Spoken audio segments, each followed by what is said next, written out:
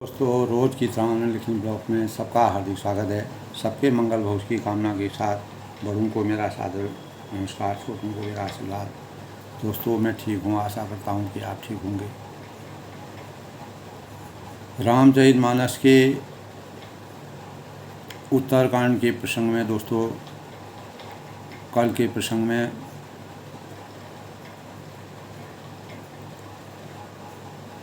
भगवान रामचंद्र के परम स्नेही और भक्ति के प्रगाढ़ पक्षी के रूप में अवतरित काकभूषण जी ने अपने अनेक जन्मों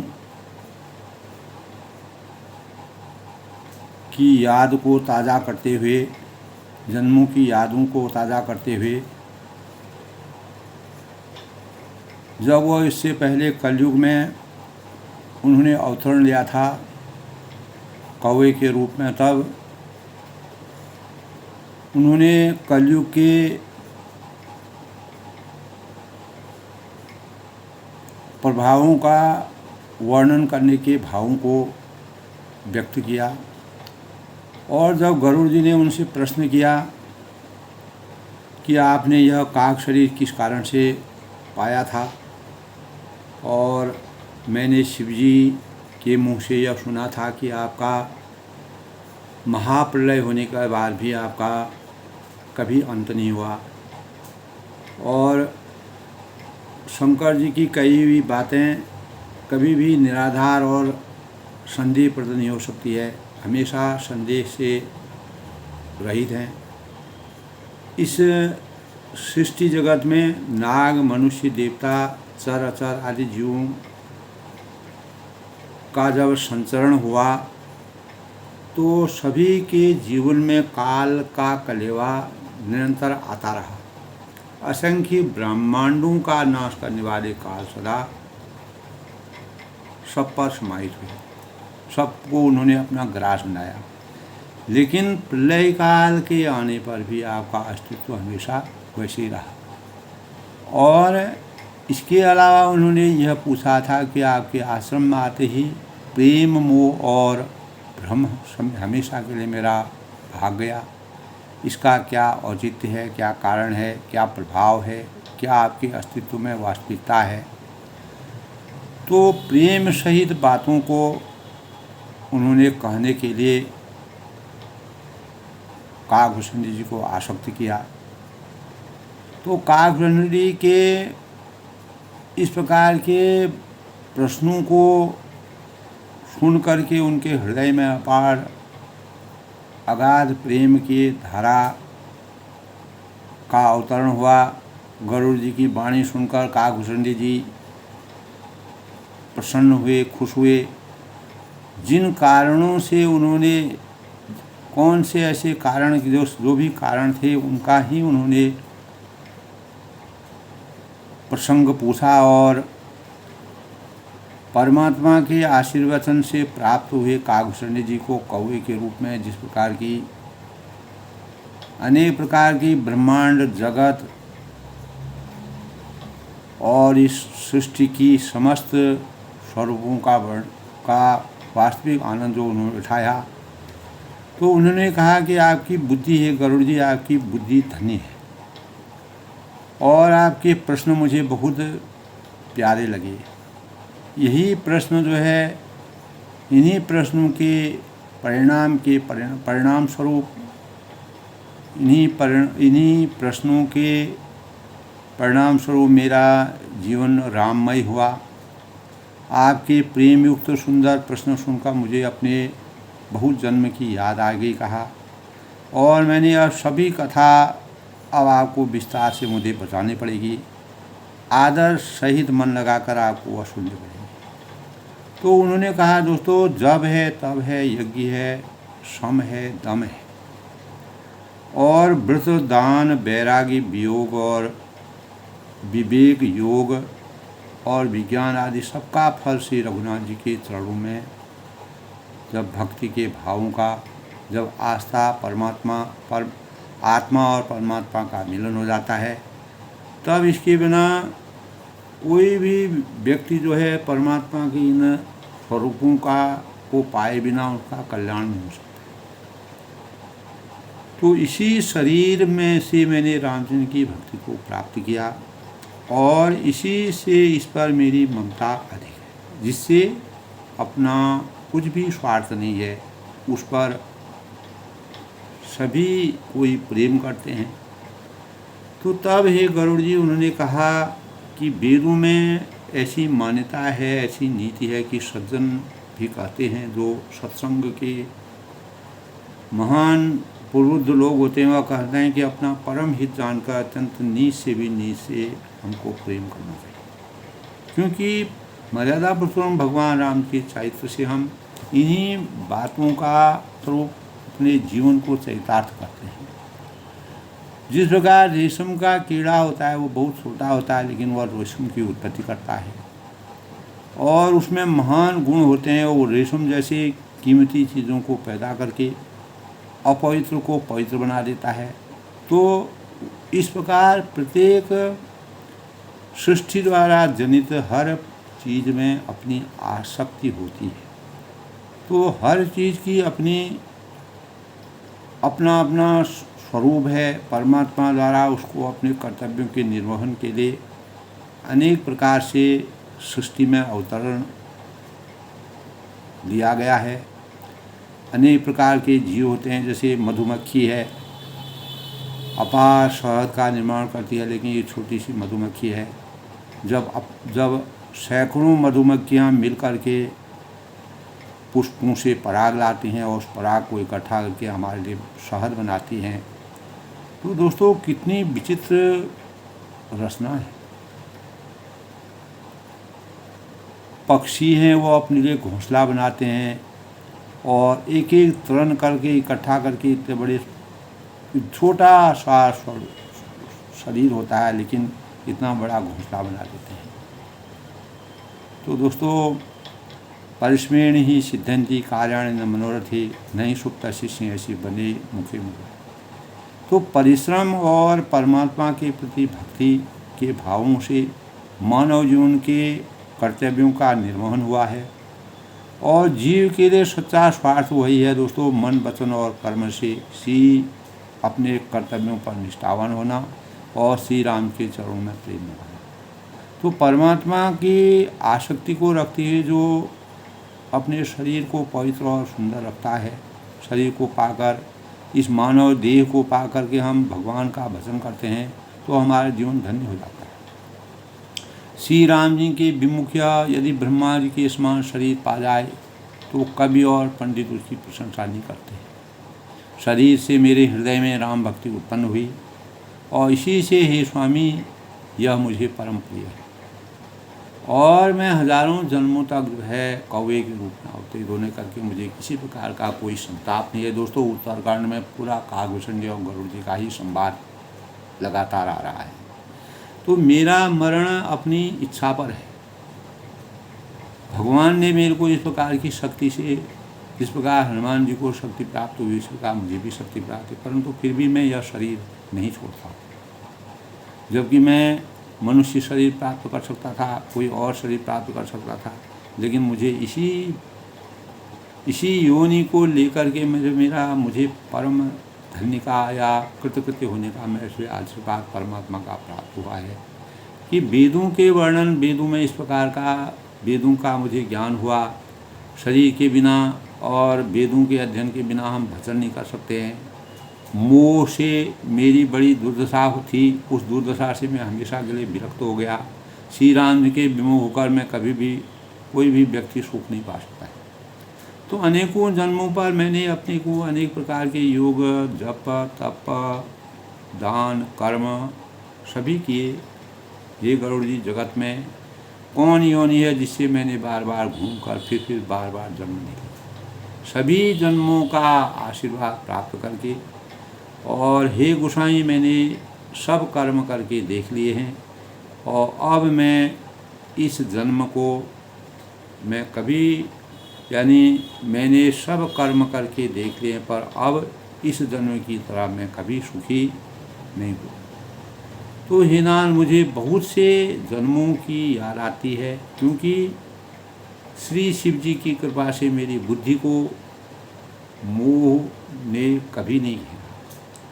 तो भगवान शिव जो है निरंकारी थे और वह मोह से विरक्त रहते थे। वह मोह से उनकी हमेशा दूरी बनी रहती थी।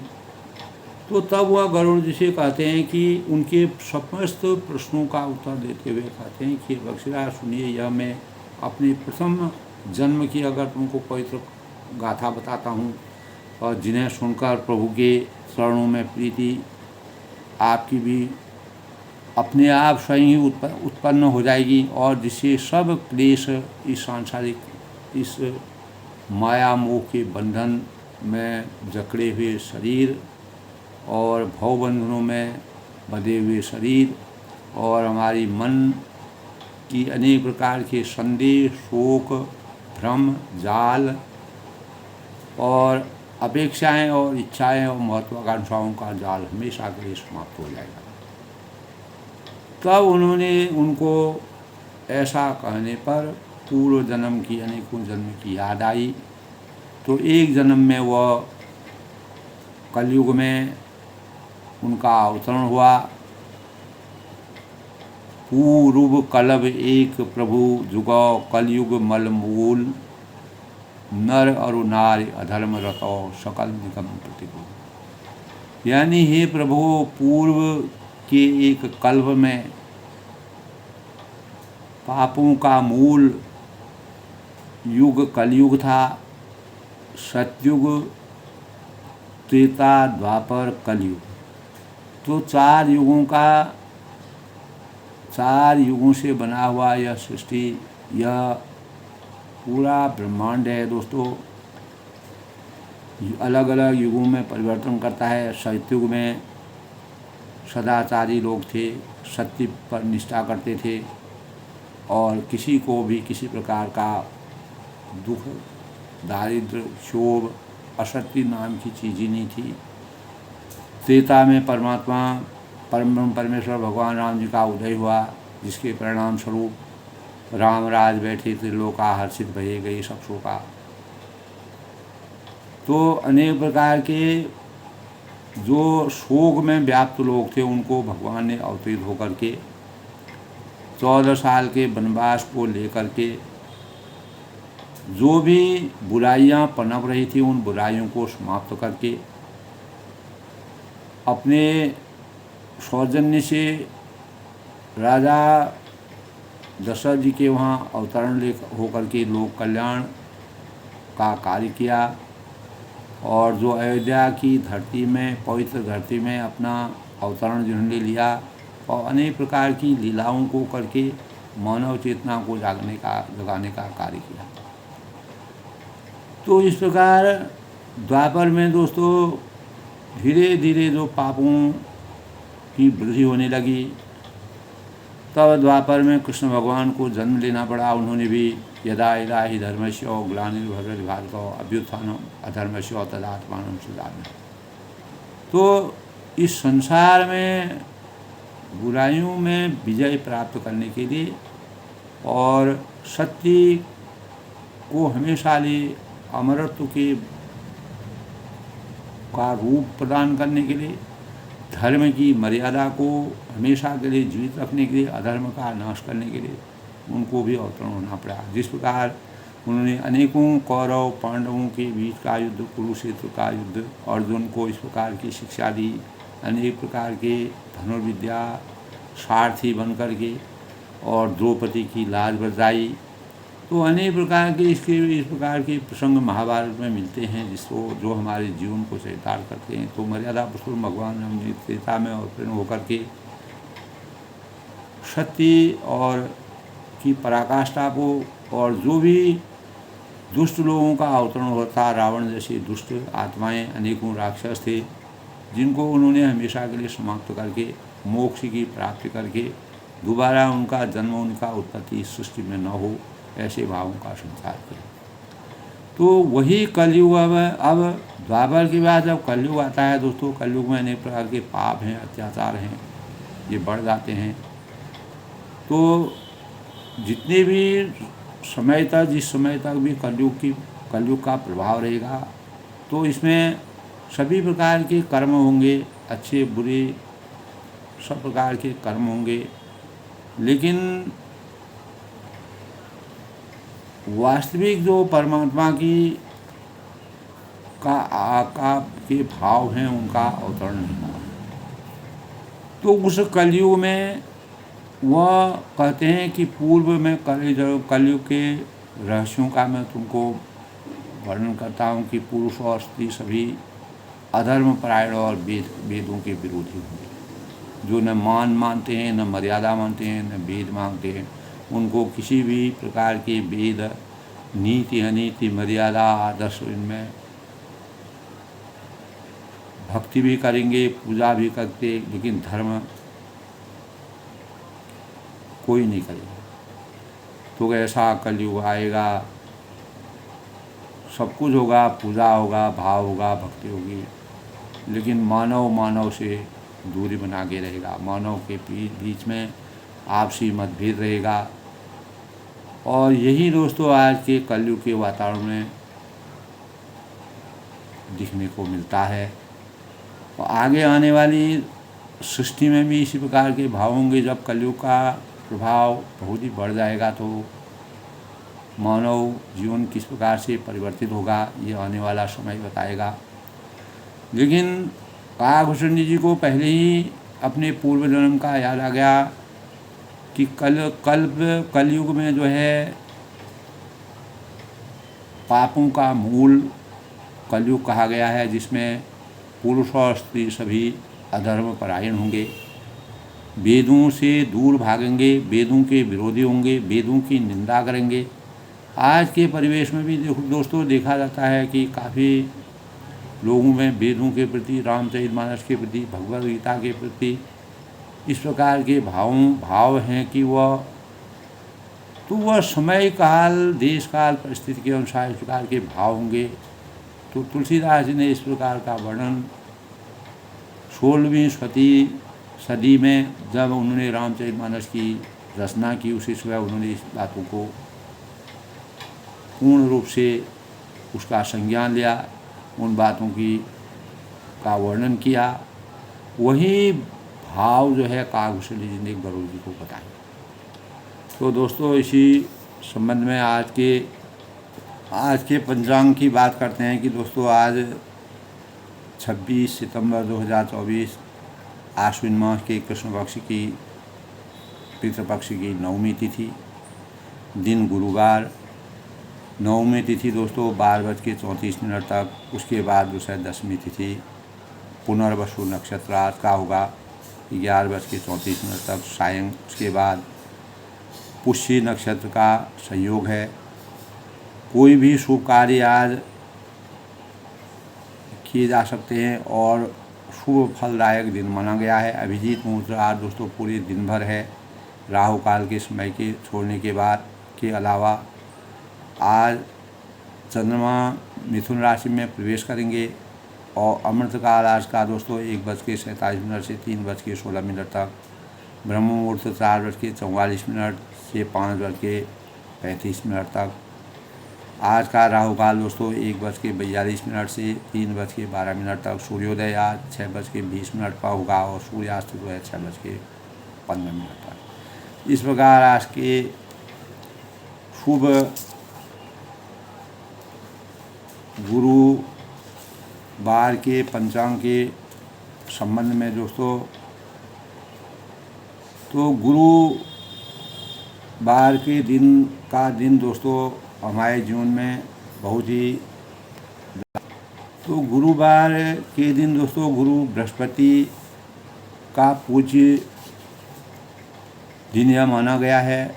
और गुरुवार को बृहस्पति देव की पूजा करने और सरस्वती माता की पूजा करने और विष्णु भगवान की आराधना करने का दिन है। धार्मिक मान्यताओं के अनुसार जो भी जातक बृहस्पति देव की पूजा करते हैं तो उन्हें जीवन में अनेक प्रकार की मुश्किलों से, कठिनाइयों से मुक्ति मिलती है और गुरु बृहस्पति की कृपा बनी रहती है। तो गुरु का आशीर्वाद लेना हमारे जीवन के लिए ज़रूरी है।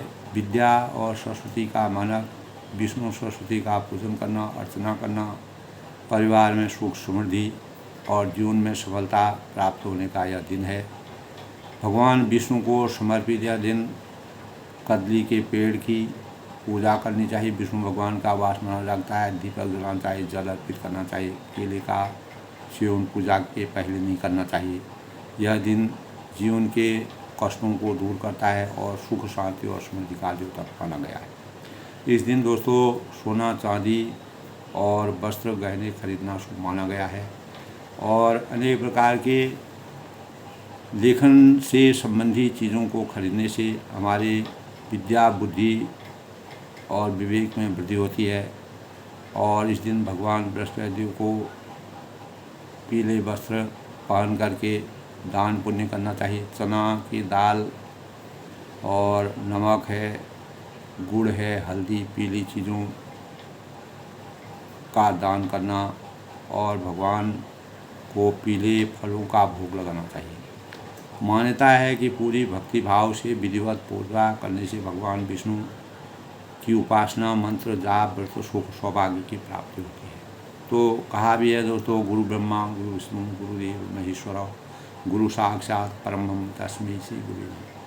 ओम वेदा ही गुरुदेवाय विद्यते गुरुवे धीमहि तन्नो गुरु प्रचोदयात्। तो इस प्रकार भावों का संचार होता है। गुरु बिना ज्ञान न होत है, गुरु बिना दिशा अजान, गुरु बिना इंद्र न सध है, गुरु बिनु बड़े न मान। बलिहारी गुरु आपने गोविंद दियो बताए, गुरु गोविंद दोनों खड़े काके लागू पाए। बलिहारी गुरु आपने गोविंद। तो परमात्मा की प्राप्ति का रास्ता, सद्मार्ग की प्रेरणा, अज्ञान रूपी अंधकार से ज्ञान रूपी प्रकाश को देने वाले गुरु की कृपा प्रत्येक साधक पर बनी रहती है। इसलिए गुरुवार की पूजा ध्यान करने से हमारा मानसिक स्तर बढ़ता है, बुद्धि में प्रगाढ़ता आती है, हमारे जीवन में सुख शांति मिलती है, हम अनेक प्रकार के क्लेशों से, कष्टों से छुटकारा पाते हैं। गुरु मंत्र है दोस्तों, ओम बृहस्पति नमः, ओम ग्रांग ग्रीं ग्रौं सह गुरुवे नमः, ओम हिंग नमः। सरस्वती भंडार की यही अपूर्व बात, ज्यों ज्यों खर्चे त्यों बढ़े, बिन खर्चे घट जाए। तो विद्या, सरस्वती मैया, बृहस्पति देव जब भी उनको आवश्यकता पड़ती थी देवताओं में, तो बृहस्पति देव सबसे गुरु माने गए हैं सभी देवताओं के। तो उनको सरस्वती जी के माध्यम से विष्णु भगवान यानी बृहस्पति देव को अनेक प्रकार के बृहस्पति के आशीर्वाद से, सरस्वती के आशीर्वाद से गुरु ज्ञान की प्राप्ति होती है और हमारे अंतःकरण में अपार ज्ञान की महिमा का संचार होता है। ऐसा हमारे शास्त्रों में भी कहा गया है और दैनिक जीवन में देखा भी गया है दोस्तों। और गुरु अवगुणों को मिटते हैं और गुरु जो है हमारे भ्रम, हमारे अंतःकरण में जो भ्रम का जाल होता है उसको समाप्त करते हैं। बुद्धिभूतं त्रिलोकेशं तं नमामि बृहस्पतिम्। ओम ब्रिंग बृहस्पति नमः, ओम ग्रां ग्रीं ग्रौं स्वः गुरुवे नमः। इस मंत्र का पाठ करना चाहिए दोस्तों। गुरु दीक्षा का मंत्र है एन्ते सर्वे च विपुलो श्योषे निष्ठति दक्षिणे श्युति निष्ठि वनं चैव संताष्टिकरं तथा वृत्ति पतितानां च समेशे दक्षिणं श्रवणं स्पर्शेत। तो गुरु की महिमा, गुरु ब्रह्मा गुरु विष्णु गुरुदेव महेश्वर गुरु साक्षात परम ब्रह्म तस्मै श्री गुरुवे नमः। तो गुरु का आशीर्वाद जिसके जीवन में होता है, मर्यादा पुरुषोत्तम भगवान राम जी ने अपने गुरु जो कुल गुरु थे वशिष्ठ जी को हमेशा अपने जीवन का मार्गदर्शी बनाया और अपने जीवन में सुंदर भावों का संचार कराया और जिसके परिणाम स्वरूप उनको अनेक प्रकार के शुभता के भावों का संचार उनके अंतःकरण में हुआ। तो देवी शक्ति, तो भगवान राम जी का गरुड़ जी का जो संदेश था वो काकभूषण ने पूर्ण रूप से समाप्त किया। देवर्षि नारद, ब्रह्मा और शंकर जी के आशीर्वाद से उनको लंबे समय तक सत्संग के लिए काकभूषण जी के सत्संग के में भेजा गया। और भगवान मर्यादा पुरुषोत्तम भगवान रामचंद्र जी धैर्यवान और सातों गुणों में धैर्यशाली और सहनशीलता के मानक हैं। दयालुता भगवान राम जी की तरह प्रत्येक व्यक्ति में मानव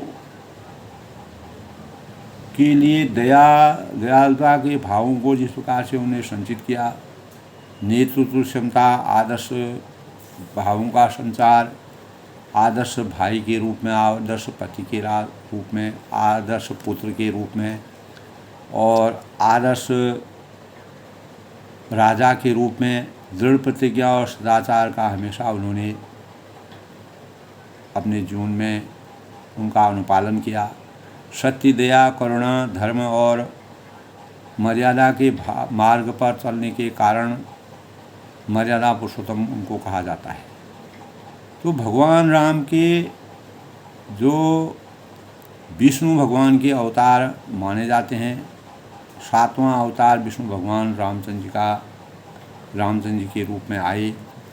तो इस संसार में अनेक प्रकार के भावों को और मानवता को जगाने का कार्य किया। तो हनुमान जी को जो है और काकभूषण जी को जिस प्रकार से मर्यादा पुरुषोत्तम भगवान रामचंद्र ने अपार स्नेह दिया, इसी प्रकार उन्होंने विभीषण को भी, जो राक्षसी माया में पैदा होने के बाद भी उनको भक्ति भावों से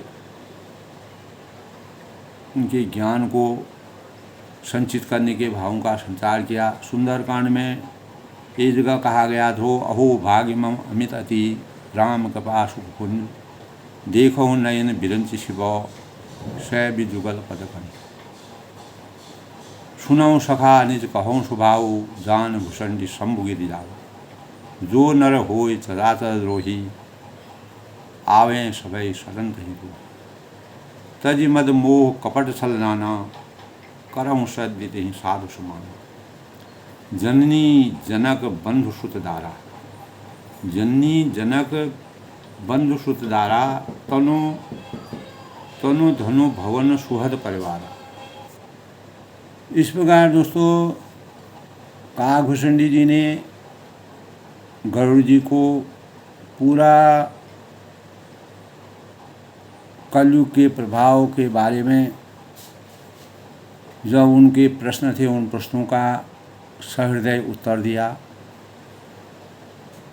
तो कल के प्रसंग में दोस्तों, नाना जन्म कर्म पुरी नाना किए जोग जब तब मखदाना कवन जान जन्म्यहूँ कह नाही मैं खगेश भ्रम जग माही। अनेकों जन्मों में मैंने अनेक प्रकार के योग, जप, तप, यज्ञ और दान किए, कर्म किए। तो हे गरुड़ जी, जगत में ऐसी कौन योनि है जिसमें मैंने बार बार घूम फिर कर जन्म न लिया।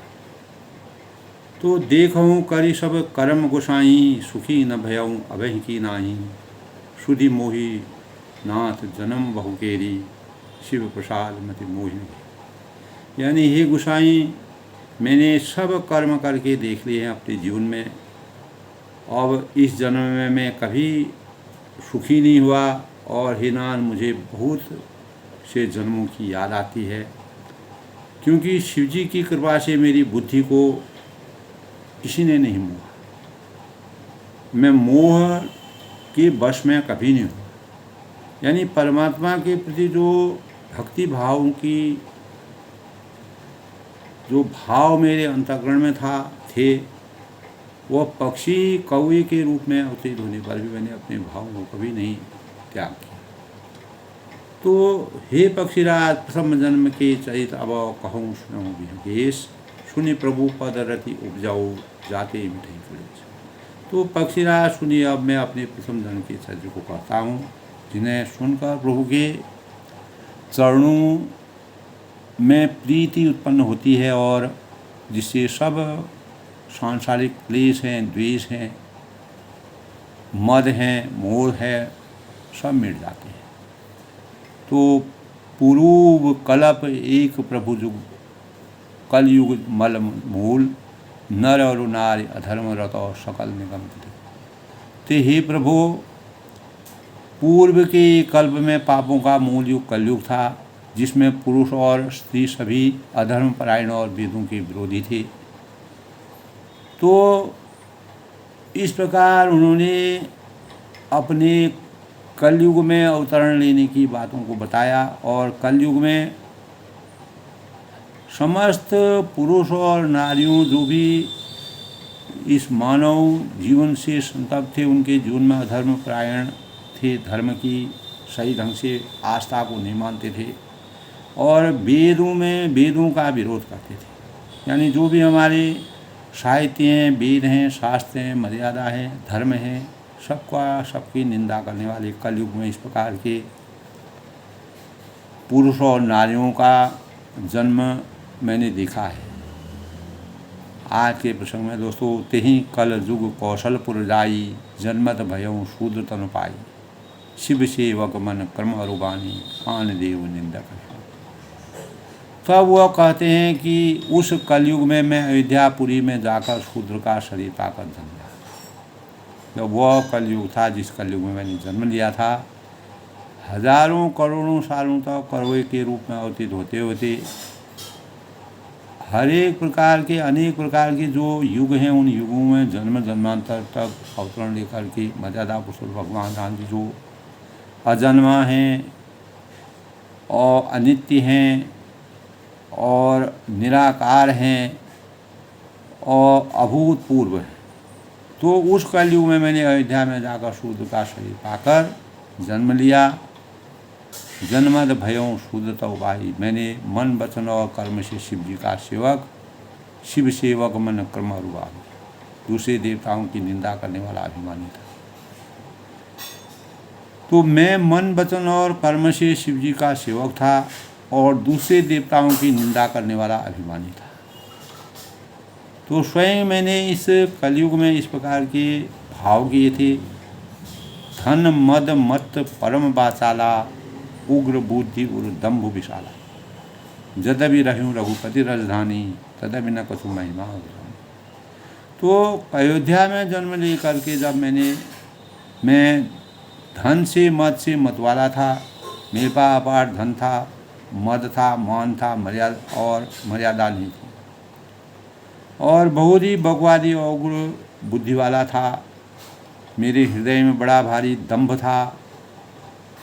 उग्र बुद्धि उर दंभ विशाला, जदबि रहूं रघुपति राजधानी, यदि मैं श्री रघुनाथ जी की राजधानी में रहता था, तथा मैंने उस समय उसकी महिमा, तदबि न कछु महिमा, तब जानी, तब मैंने मर्यादा पुरुषोत्तम भगवान राम की वास्तविक मर्यादा के बारे में अध्ययन नहीं किया था। तो यद्यपि अयोध्या में जब मर्यादा पुरुषोत्तम रामचंद्र जी थे, तो कौवे के रूप में अवतरण होकर के वह सद्बुद्धि को प्राप्त नहीं किए थे। धन मद में मतवाले थे, बहुत से तर्क वितर्क करने वाले थे, उग्र बुद्धि वाले थे, और मेरे हृदय में अनेक प्रकार का अहंकार था। अब जाना मैं अवध प्रभाव है। तो वास्तविक रूप में जब अज्ञान रूपी अंधकार से ज्ञान रूपी प्रकाश की तरह हमारा चिंतन जगता है, हमें ज्ञान का वास्तविक भाव हमारे अंतर्गण में आता है, तो निगमानंग पुराण स्वभाव। अब मैंने अवध का प्रभाव जाना, और वेद शास्त्र और पुराणों में ऐसा गया है कि किसी भी जन्म में कोई भी अयोध्या में बस जाता है तो वह अवश्य ही श्री राम जी के परायण हो जाएगा। तो अवध प्रभाव जान तब प्राणी, जब उर बसही राम तन धाम पानी, सो कल काल कठिन उर गारी पाप परायण सब लड़। तो अवध का प्रभाव जीव तभी जानता है। अयोध्या में जन्म लेकर के उसकी वास्तविकता को कोई भी जीव तभी समझ सकता है जब हाथ में धनुष धारण करने वाले श्री रामचंद्र जी उसके हृदय में निवास करते हैं। जब तक उनके हृदय में परमात्मा का वास नहीं होगा, जो धनुर्धारी परमात्मा है उनकी आसक्ति, उनकी कृपा उनके ऊपर नहीं होगी, तो हे गरुड़ जी सो कलिकाल कठिन उर्गाही।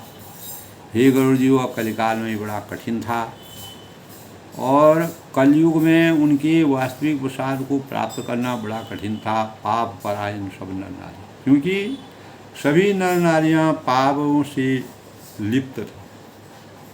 कोई भी भक्ति भी होती थी, सभी चीज़ होता था, लेकिन पापों से ग्रस्त प्रत्येक मानव के अंतःकरण में पापों से भरा हुआ था। तो परमात्मा की आस्था से अनेक प्रकार के गलत कार्यों को करते थे, जिसके परिणाम स्वरूप में अज्ञान रूपी अंधकार से ज्ञान रूपी प्रकाश का तभी हमारे अंतःकरण में निवास हो सकता है, जब हम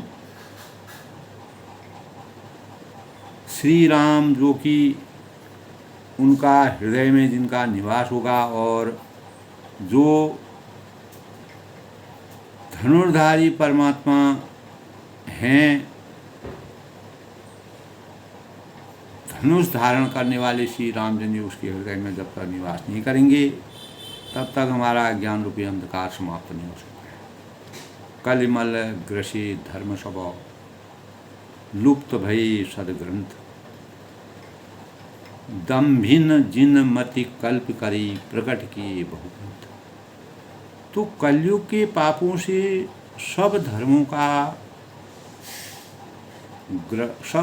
को ग्रस्त है। सतयुग है, त्रेता है, द्वापर है।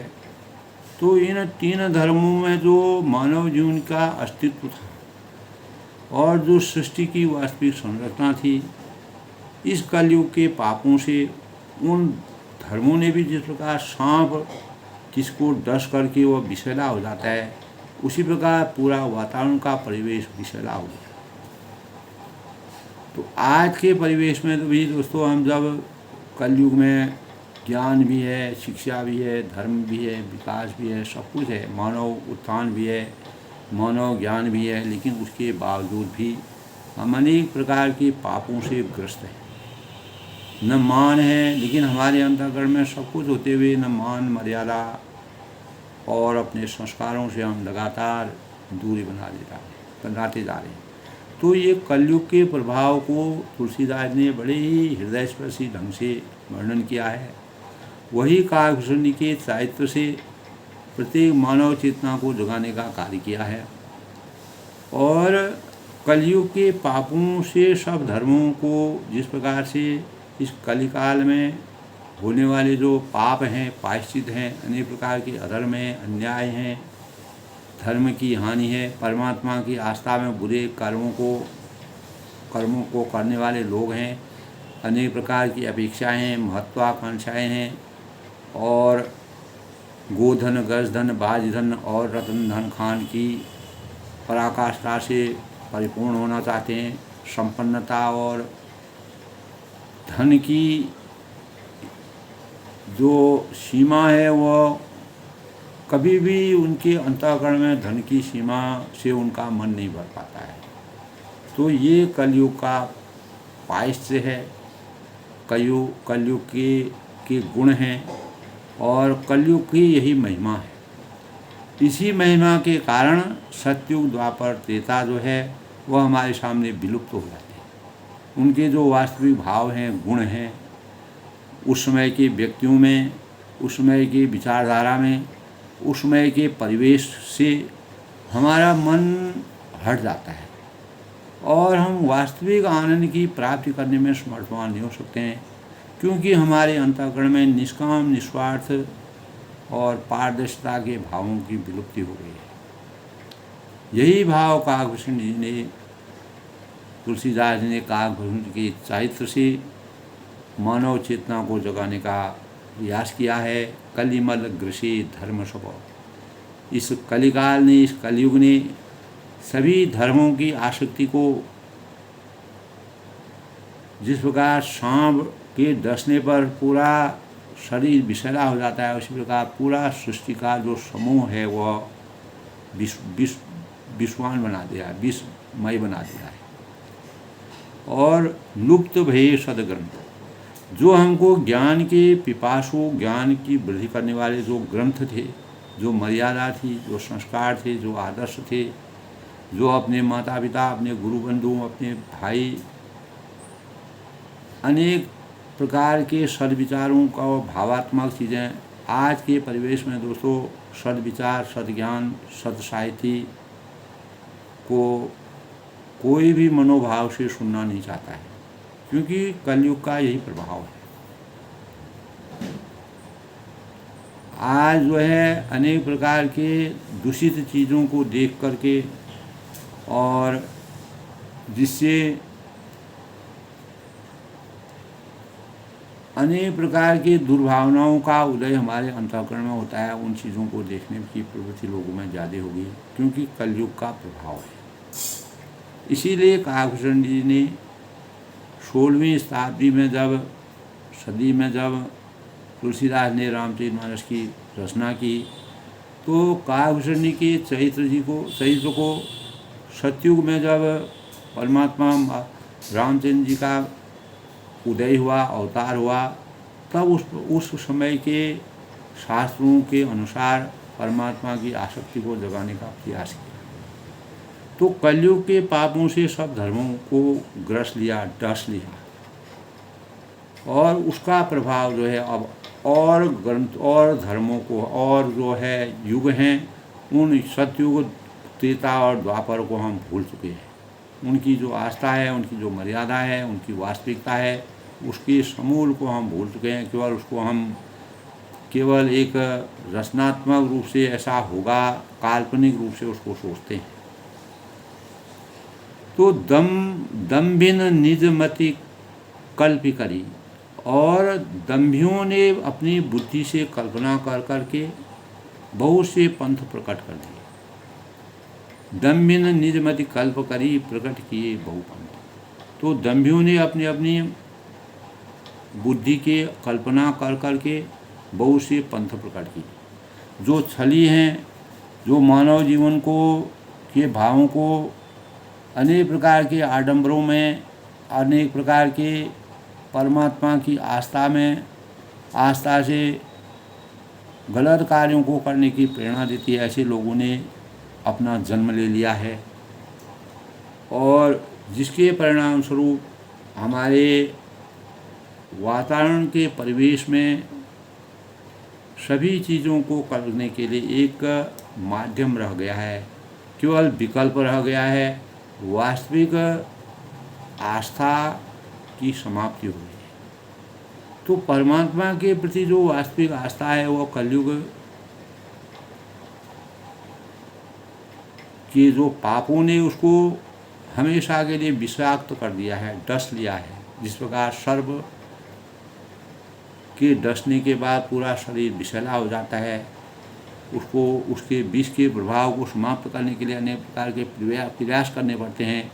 वही प्रयास आज के समय में मानव चेतना को जगाने के लिए तुलसीदास जी ने मानव चेतन को जगाने के कार्य को काकभूषण जी के चरित्र से अनेक प्रकार के भावों से संचित किया है, जो हमारे जीवन के लिए, आने वाले भविष्य के लिए एक प्रेरणा के स्रोत के रूप में, हमारे जीवन के परिवर्तन के लिए, आचार संहिता को बनाने के लिए, आदर्शता के मानकों को रखने के लिए, मर्यादा की अनुभूति को सजो कर रखने के लिए, और अपने संस्कारों से जीवन को सुंदर बनाने के भावों को अवतरण करने की आवश्यकता है, जो आज की आवश्यकता है।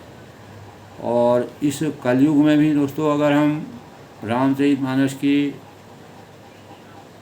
जो सही आस्था है, परमात्मा के स्वरूप में अपने कर्म भावों से, मन वचन और कर्म से परमात्मा की आस्था में भावों को जागृत करना है, तो हमें जागरूकता की आवश्यकता है। हम अज्ञान रूपी अंधकार से ज्ञान रूपी प्रकाश का वास्तविक संचार करें, और अनेक प्रकार के दुर्भावनाओं से, कपट से और बुराइयों से, अहंकार से, मद से, महत्वाकांक्षा से, अपेक्षाओं से अपने जीवन को रोक करके अपने जीवन को सद्मार्ग की तरफ, मानव चेतना की ओर तरफ जागृत करने की कोशिश करें, ताकि हम आने वाली जो हमारी पीढ़ी हैं, जो कर्णधार हैं, जो देश के भविष्य हैं और अपने देश की आज देश के संसार में दोस्तों पूरी दुनिया में आज चारों तरफ युद्ध के बादल मंडरा रहे हैं, जिससे मानव जल रहा है। अनेक आत्माएं अकारण ही उनकी मौत हो रही है, जिसका कारण है ये कलयुग का प्रभाव है। तो कलयुग में पापों का मूल युग जो है वह कलयुग कहलाता है। पुरुष और स्त्रियों में ज्ञान, विद्या, बुद्धि, विवेक के होने के बाद भी